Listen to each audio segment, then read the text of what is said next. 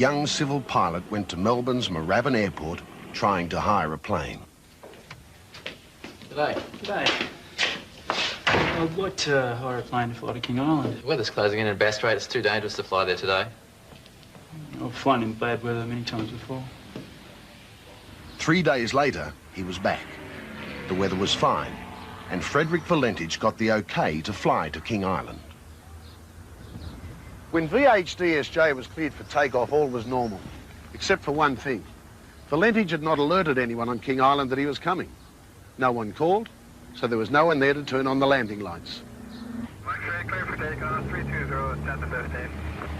If anyone should have known a light plane was on its way to King Island, it was Brian Jones.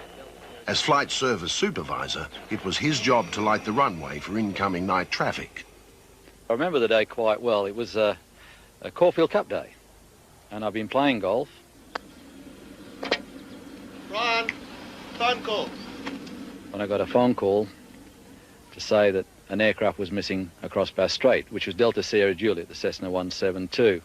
It should have been a routine 69-minute flight from Moorabbin, along the coast to Cape Otway, out over Bass Strait and on to King Island.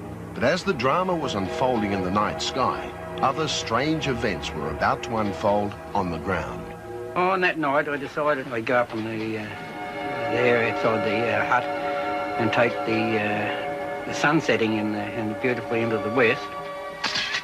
I took a series of photographs, about 6 in all, at around about 15, 20-second intervals, and that was it. Roy Manifold never saw or heard the mysterious object he caught on film. He could not explain the image he'd captured, and nor could Kodak. They come back and they said, oh, there's definitely not a developing error. It's nothing to do with the film or the development of the film on the print, but they couldn't explain what it was and why it was there. Paul Norman had no doubts what was on the film. He sent the photos to the laboratories of Ground Saucer Watch in America.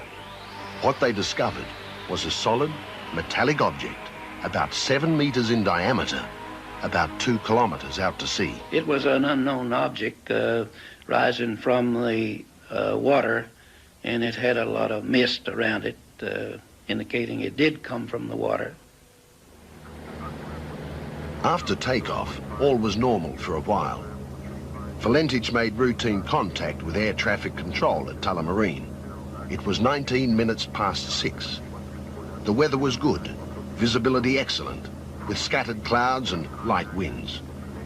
Then came the concerned call. It was to be the last conversation Frederick Valentich ever had. Melbourne Delta Sierra Juliet is not an aircraft, it is... Delta Sierra Juliet, Melbourne. Can you describe the aircraft? Delta Sierra Juliet, as it's flying past, it's a long shape. Few people had ever heard these words. The exact words uttered by Frederick Valentich in his last call to air traffic control. Melbourne, it's approaching now from due east towards me. Delta Sierra Juliet, Melbourne. Delta Sierra Juliet seems to be playing some sort of game. He's flying over me at speeds 2-3 times I could not identify.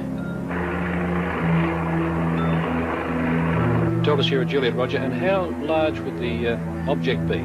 Delta Sierra Juliet, Melbourne. It seems like it's stationary. What I'm doing right now is orbiting, and the thing is just orbiting on top of me. On King Island, life was going on as normal. But some did report strange lights in the sky, as did scores of others on the Victorian mainland.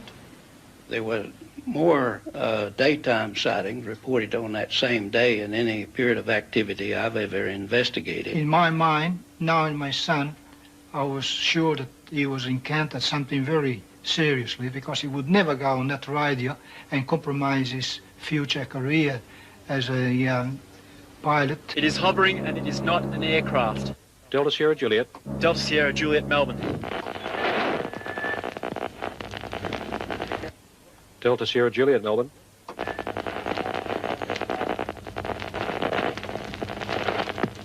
Delta Sierra Juliet. Delta Sierra Juliet, Melbourne.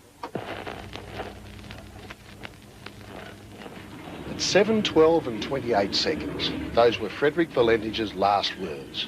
Then a long and loud metallic sound. The engine had the characteristics, for example, electromagnetic effect. Frederick Valentich was never heard from again. At this moment, he simply vanished.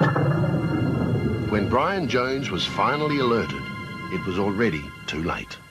A distress phase had been raised on the aircraft, and they wanted me to get out to the airport here, turn on the runway lights and start calling the aeroplane. Delta Sierra Juliet, this is King Island. If you're reading me and cannot transmit, I'll give you the service conditions. The wind is calm, QNH 1028, sky clear, runway lights are on, and no traffic for your descent. We took off and we flew due north to Cape Wickham Lighthouse, which is the northern tip of the island. It was an unreal night. It was kind of strange for this part of the world. There was no wind, and when we got out to sea just north of Wickham Lighthouse, you could actually see the reflection of the stars in the water. Jones's plane was the first to search in the area. Over the next 4 days, it was joined by civilian and military aircraft, including an RAAF Orion, which has special sensors for tracking metal in water. But not a trace of Valentich or his plane were found. The facts so far: Valentich was flying a single-engine Cessna alone on a clear, still night. There was no other aircraft known to be in the area. Numerous people reported seeing strange lights in the sky all around the Victorian coast. Roy Manifold captures something on film that to this day has not been explained. And Frederick Valentich reports being buzzed by a mysterious flying craft. For Guido Valentich and his family, the mystery has been a 14-year nightmare, made worse by the fact they still don't know the fate of their son. Good morning, sir. I'm after Mr. Valentich. That's me. Mr. Valentich, can you tell us where your son is, thanks? No, he's supposed to come back from King Island last night. The worst things that might happen to him would have been being abducted by some unknown civilization, and that possibly will take, we don't know how many years before we'll be able to see him again. In my heart, I do believe that one day I will see him again. I don't feel that he staged his disappearance. I'm quite open on it. I really don't know. Possibly went on could be a suicide mission. Yeah, there was a real encounter with an unknown flying object. Valentich's girlfriend Rhonda Rushton had flown with him on every flight except his last. In a strange postscript to this story, Rhonda travelled to this motel for a rendezvous planned before his disappearance. The motel manager claims Rhonda asked for Valentich, and when told he wasn't there, seemed visibly upset. This was 7 days after his last fateful radio call. Isn't he the young lad that went missing over Had she finally come to grips with the fact that his disappearance was not a hoax? To this day, this event remains unexplained, as does the disappearance of Frederick Valentich. Kind. There have been those whose qualities stood out from the rest. Julius Caesar's power, Albert Einstein's genius, Helen Keller's courage. The man in this story from Alison Holloway may take his place among the unique for very strange reasons.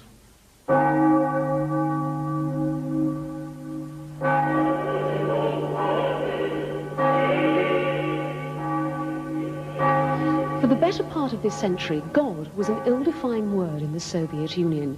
Officially, communist Russia was atheist, and such things as worship and belief in miracles could only exist behind closed doors.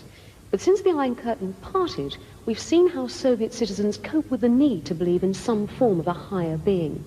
While belief in God may have been discouraged by the Kremlin, other forms of belief in the supernatural took on a more grounded form. Scientific experiments in parapsychology, telepathy, and such phenomena as Carillion photography were far more widespread than in the West.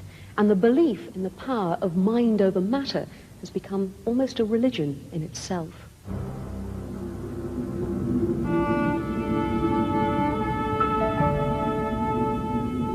Enter Valery Lavrinyenko, a man with apparent superhuman power over his own body.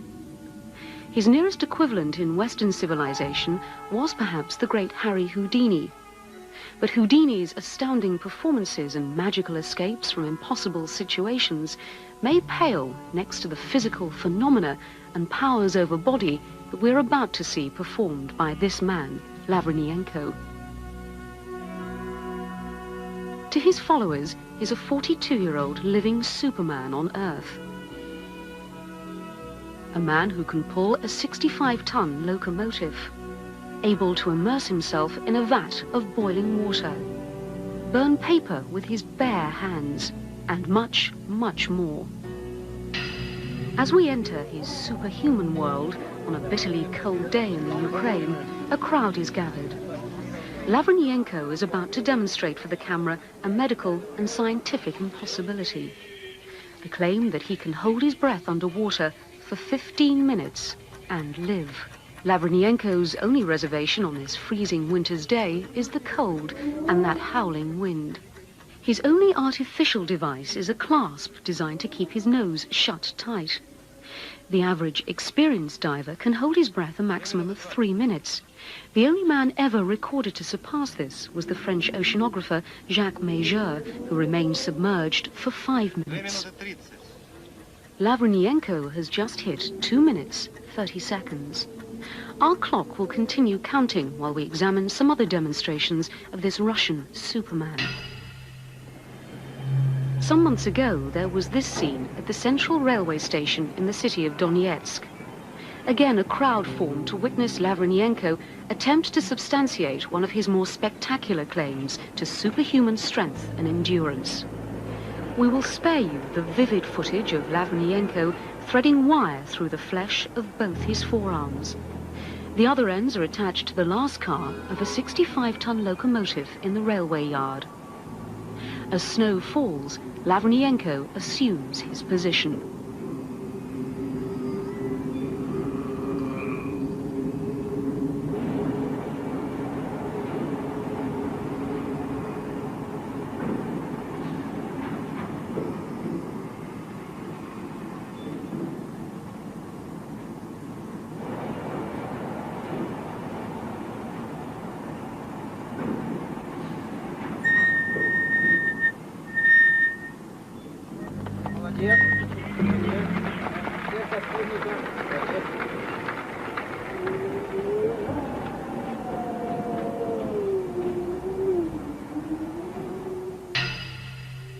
At the scene of Lavrinyenko's underwater experiment, the clock has reached 4 minutes, 30 seconds.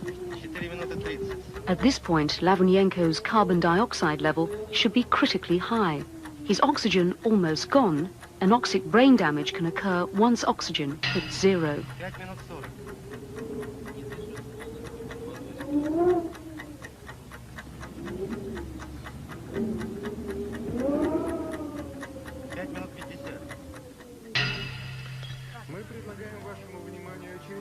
To illustrate the difference between his own extraordinary physical powers and the feats of commercial stuntmen, Lavrinyenko is quick to perform their standard fare of, say, lying on broken glass while a truck drives over his chest, or having bricks smashed on his head before reeling off a board full of numbers, randomly chosen by the audience only moments before. But this demonstration of burning objects is more impressive. Lavrinyenko has proved to medical experts he can stop his heart beating long enough to be declared legally dead. And here he is burning the top off a newspaper by focusing the electrical currents of his body through the tip of his finger. By now, Lavrinyenko's body shows greater signs of stress. His muscles are contracted, and agitated movement from his legs is causing the water to form waves. More and more bubbles rise to the surface. On this day, Lavrinyenko will not remain submerged the promised 15 minutes. He is pulled from the tub after 9 minutes, 13 seconds. It is, though, 4 minutes, 13 seconds longer than any other human has ever achieved. But just when you thought it was time he got out of the water, there is this. A fire burning below a vat of foaming, boiling water. The temperature has been measured. What Lavrenyenko does next needs no explanation.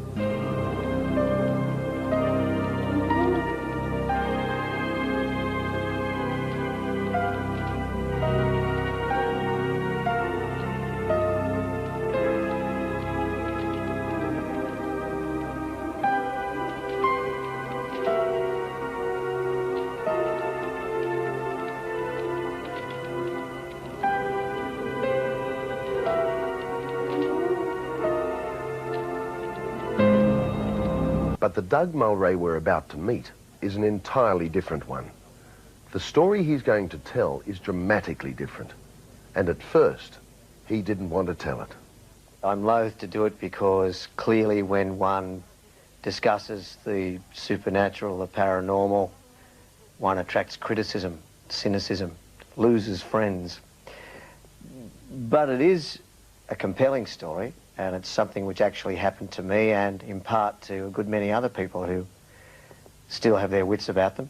With our reassurance that we'd take his story seriously, Doug agreed to share with us his personal account of the dramatic events of a Black Friday in 1976.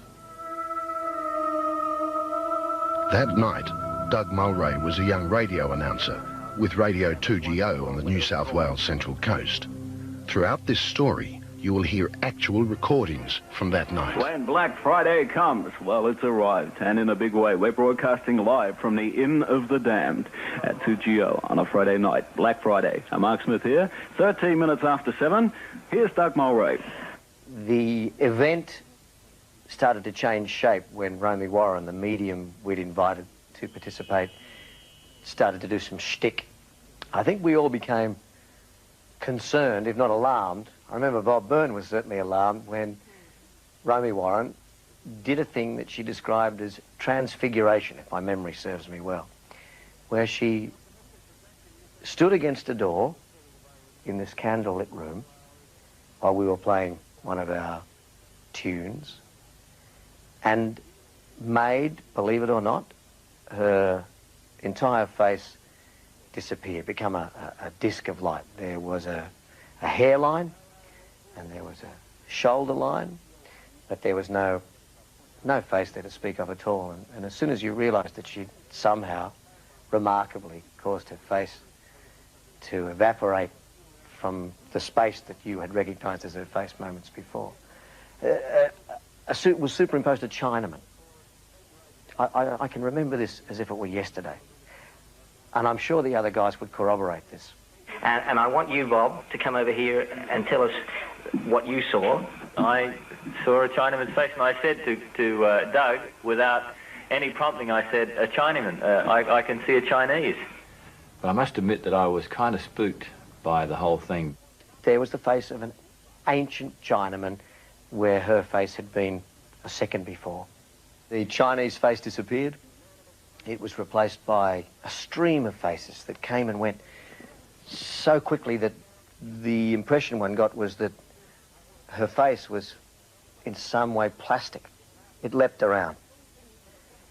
At one stage, I remember this distinctly too, there was the face of a huge Indian, American Indian, that eclipsed even her hairline, and she appeared to grow. Her whole body appeared to take on the size of this remarkable Indian man, whoever, whatever he or it was. I was at this point fairly convinced that we were into something considerably larger than we'd originally envisaged.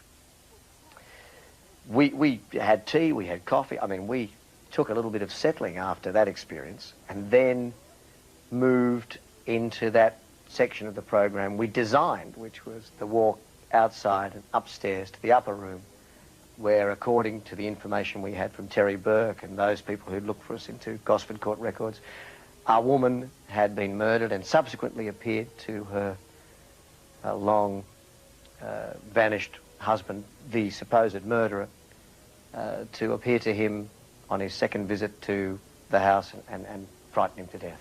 That was the legend that surrounded the house. When we designed the broadcast, I thought it would be a cute trick.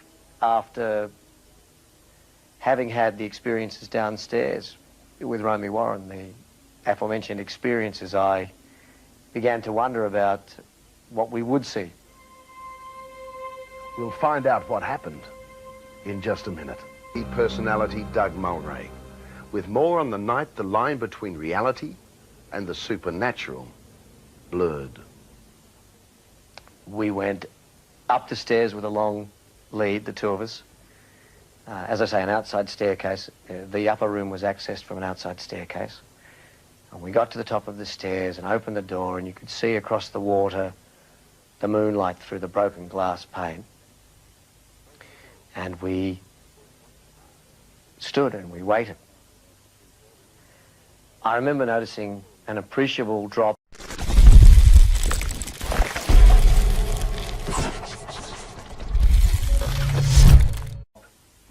in the ambient temperature of the room. I'd read enough about ghosts and sightings of ghosts to know that this was one of the things people spoke about. I commented on it. I said that maybe we did have some kind of presence here. Romy said definitely. She told me that it was a woman, as I remember, and that if we were just silent for a while, we may be able to see her.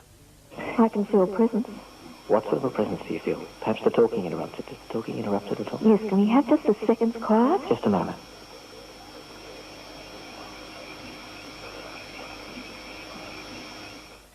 The automatic gain control, that device at radio stations which picks up whatever noise there is to keep it balanced, to keep something on the radio, sucked up the sound of the insects outside.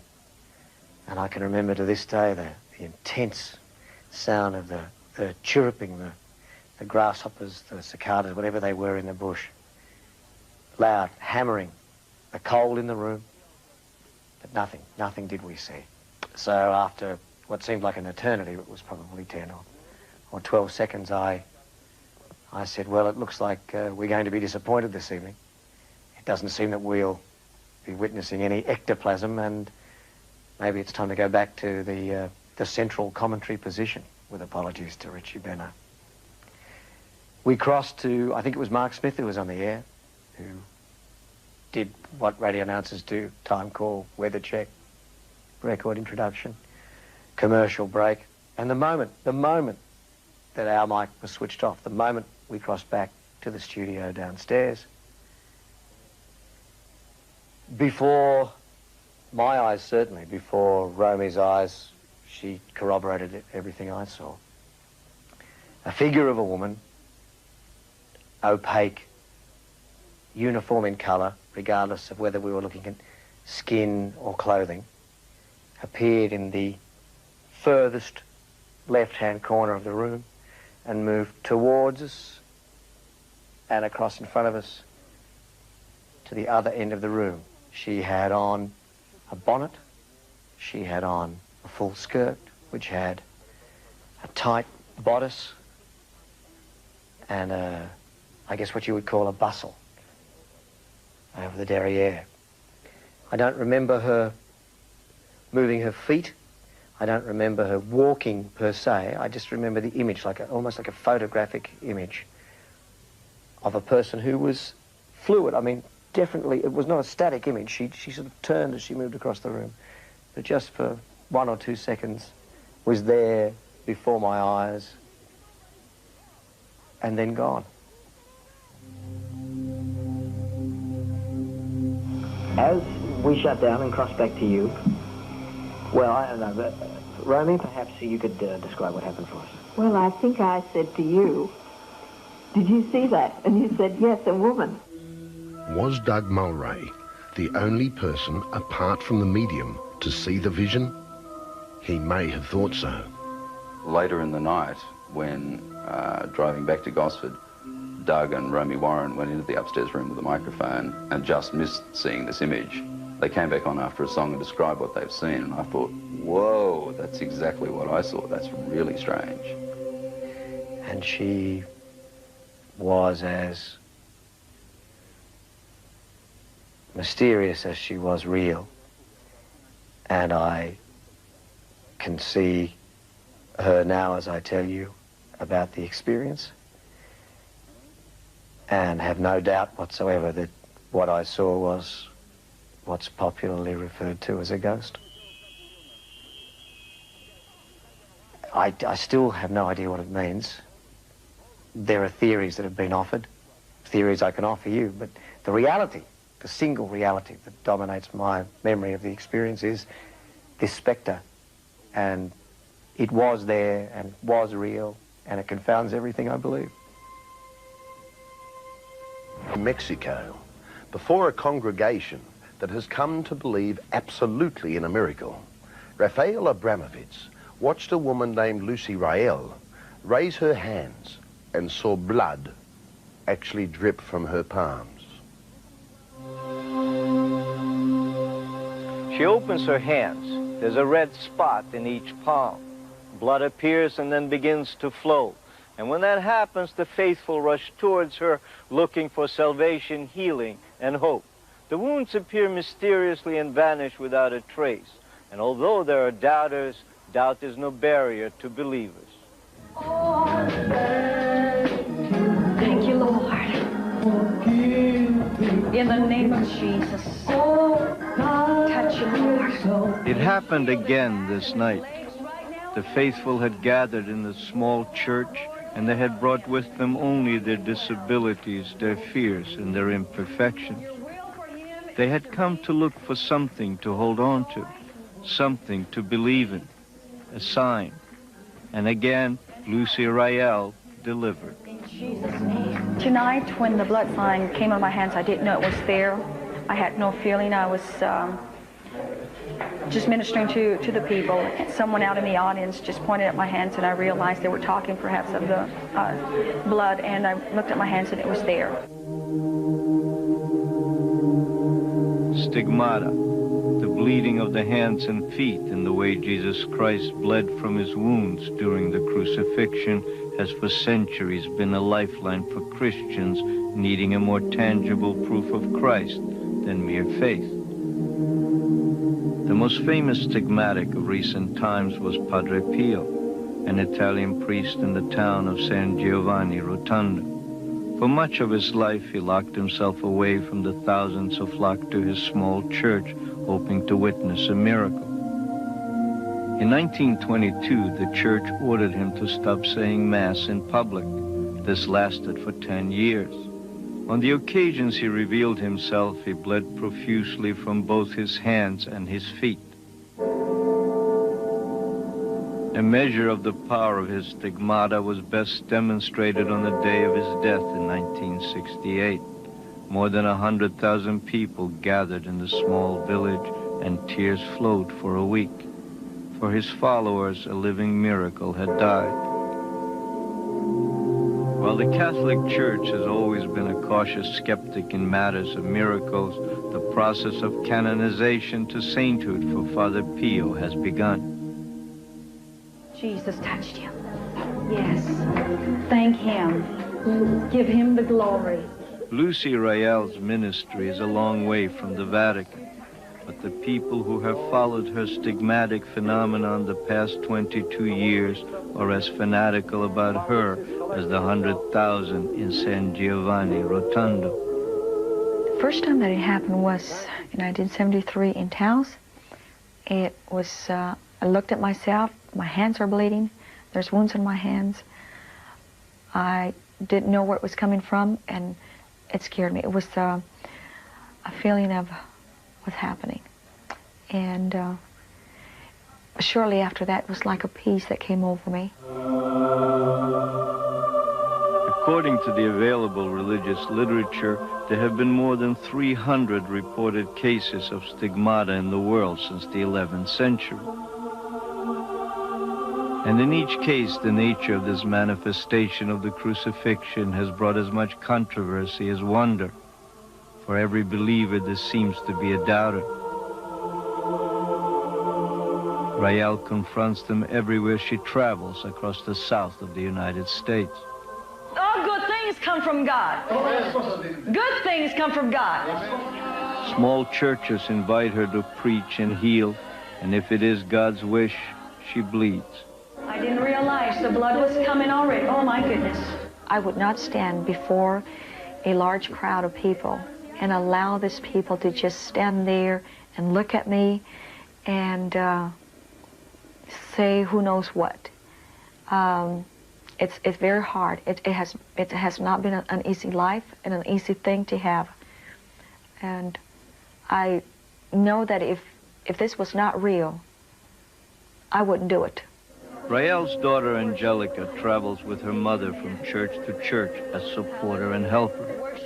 Though there was a brief moment when God seemed to have bestowed two miracles on the same family. The signs appeared on her body on one time, and this was when she was like 6 months old. And it happened in her little hands. Her hands open and her little feet. And I believe she also got the stripes on her back. The welts on Lucy Rael's back are consistent with other recorded cases of stigmata. They emerge involuntarily like the wounds in the hands and feet, and in about 35 to 45 minutes they are gone. Nowhere on the body does the manifestation leave scars. Though the wounds and bleeding can appear almost any time during worship, Rael says they always appear without fail on Easter and Good Friday. Many times I asked the Lord, why me? Many, many times. And again, I still don't know that answer. Precious Heavenly Father, we just want to thank The requests for Rael to take medical tests are a constant in her life. She usually complies, though after 22 years sees the exercise only as an instrument to turn doubters into believers and therefore bring them closer to her God. Rael says she has no power to save or heal, that the Lord works miracles using her as his vehicle. Her hands, she says, are like any other hands most of the time. So, what accounts for stigmata if everything that seems to happen to Lucy Rael does indeed happen? Psychiatrist Dr. Alfred Kudley. Think about an individual who blushes or blanches. You see how clearly under psychological circumstances the total vascular system in the body is responsive to emotional state of mind. And the same thing can happen, therefore, insofar as the bleeding from the hand, for example. Sing it to Jesus tonight. But for the followers who worship and at times seem to enter communal rapture in the presence of Rael's stigmata, mortal medicine is irrelevant to their belief. They come looking for a miracle, and when they're lucky enough to have arrived on a night like this one, they leave convinced that they have witnessed the manifestation of Christ on earth.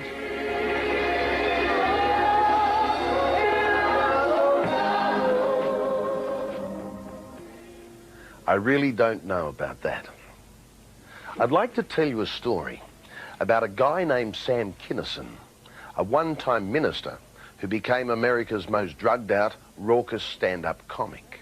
I was up to my knees in rice paddies with guns, and then we're going up against Charlie, slugging it out with him, while pussies like you were back here partying, putting headbands on, doing drugs, listening to the goddamn Beatle albums. Just before the end of his life, Sam cleaned up his act and got married, only to die the night after his honeymoon at the hands of two drunken kids who ploughed into his car head-on. But the final moment of Sam's life was peaceful. According to the road manager who cradled Sam's head in his hands, the screaming preacher seemed to make peace with some higher being in the very second he passed from this earth. Mahid Khoury recalls the remarkable final moment of Sam Kinison's life. And he stood up for a few seconds, a second and a half, and then his knees buckled and we just put him down on the ground. And he kept asking, how come now? I just don't understand it. Why? Why me? Why now? How come? He kept saying it over and over. And Carl, his other friend, was holding his head downwards, and I was on my knees holding him by the hand, cuddling him here and holding his right hand. But he was squeezing it very tightly, and he kept saying, I don't want to go. Why? How come? Why now? From this moment, Sam Kinison seemed to be in touch with someone, tuned into the hereafter. And I looked at Sam and he said, how come? And then he started saying, okay, okay, okay, okay. That was it. He let loose of my arms.